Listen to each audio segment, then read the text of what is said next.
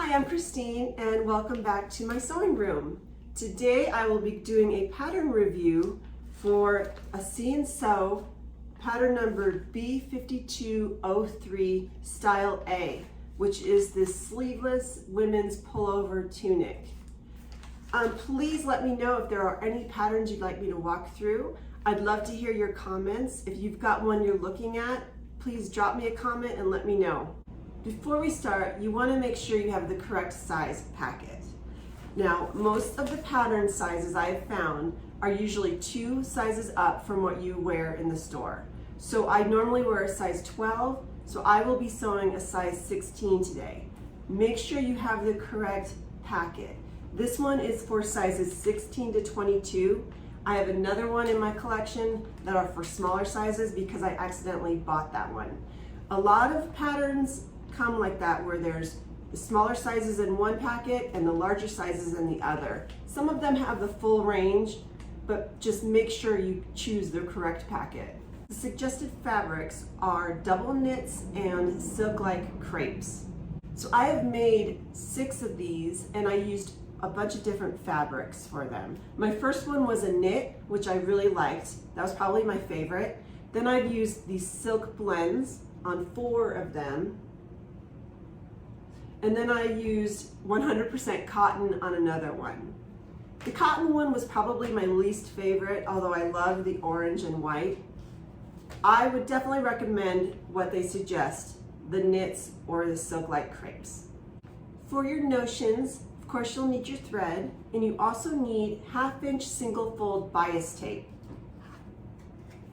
Now I tried this, I used the single fold on everything but this one right here. I did try to use the larger bias tape, and what happened was it did not lay as well along the neckline. So I definitely recommend the single fold bias tape.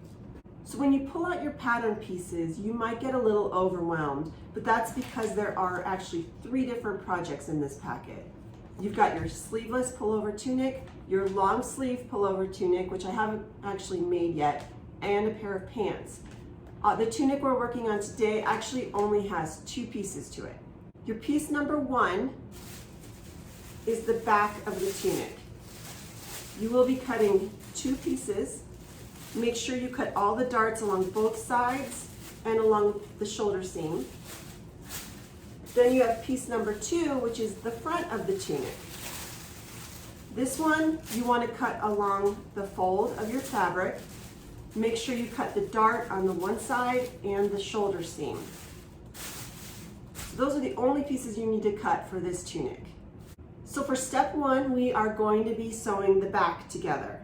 You're going to take your 2 pieces you cut from pattern piece number 1, lay them right side to right side, make sure the 3 darts you cut along the edge here match up, and then sew along the center back, which is the long straight piece. So for step number 2, we're going to sew the front to the back.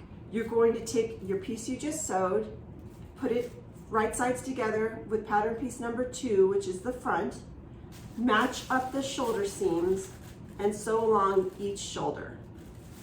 In step number 3, in order to keep your neck edge from stretching, you're going to want to stitch 1/4 inch from the edge, all along the neck.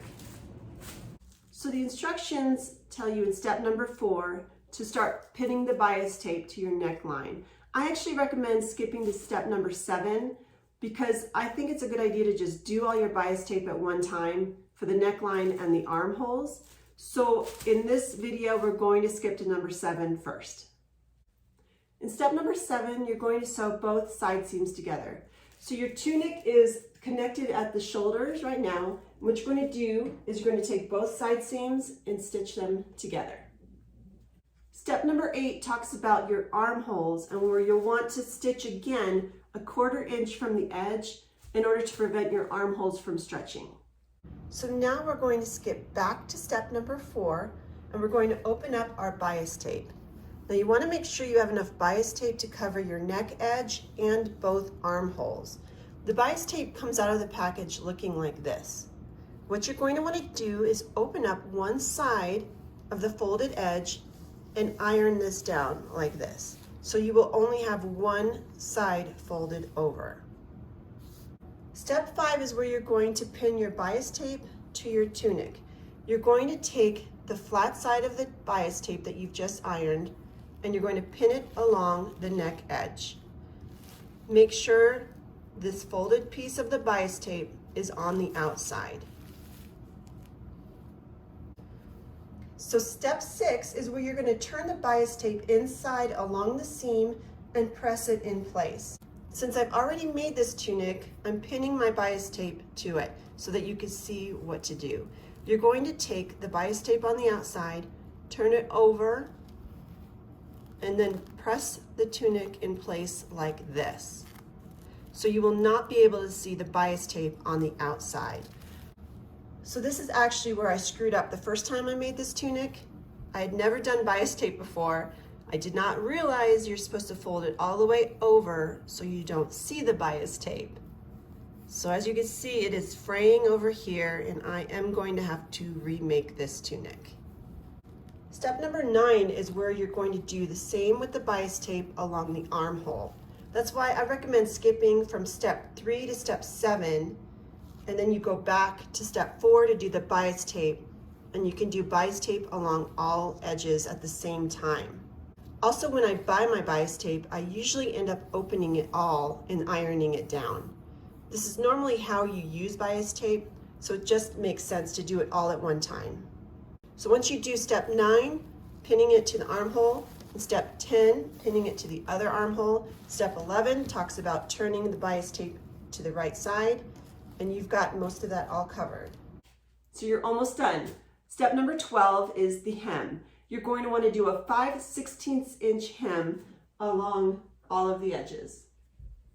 I hope you enjoyed making your tunic as much as I liked making mine. I've got my orange and white one made of 100% cotton. I've also got the blends, the silk blends. I've got 2 black and white. Here's one of them. And then I've got this cute black and white polka dot that's actually going up on my Etsy page. I've got this red and white rose pattern, which I really love. I also have this multicolored one I made just for Vegas. And I've got my very first one, my knit, that I will have to redo because of the bias tape. Thanks so much, and please let me know if you have any patterns that you'd like me to take a look at. I would love it if you liked and subscribed to my page, and I will see you next time.